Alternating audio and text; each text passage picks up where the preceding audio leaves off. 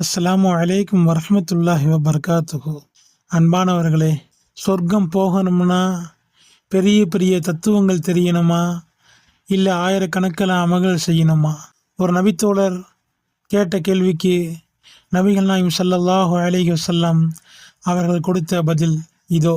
நபித்தோழர் நுஅமான் பின் கௌக்கல் ரலியல்லாஹு அன்ஹு அவர்கள் ரசூலுல்லாஹி ஸல்லல்லாஹு அலைஹி வஸல்லம் அவர்களிடம் வந்து கேட்குறாங்க, அல்லாஹுவின் தூதரே, நான் கடமையான தொழுகையை தொழுகிறேன், ஹராமானதை ஹராமன்னு ஒதுக்கிறேன், ஹலாலானதை ஹலாலுன்னு ஏற்றுக்கிறேன், இதை மட்டும் நான் செஞ்சால் சொர்க்கம் கிடைக்குமா?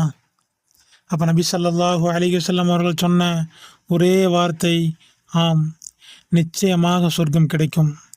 நண்பர்களே, மார்க்கம் ரொம்ப எளிமையானது. ஐவேளை தொழுகையில் உறுதியாக இருப்போம், ஹலால் ஹராமில் தெளிவாக இருப்போம். இந்த 2 விஷயத்தை நம்ம வாழ்க்கையில் கொண்டு வந்தாலே சுவனத்தின் கதவுகள் நமக்காக திறக்கப்படும்.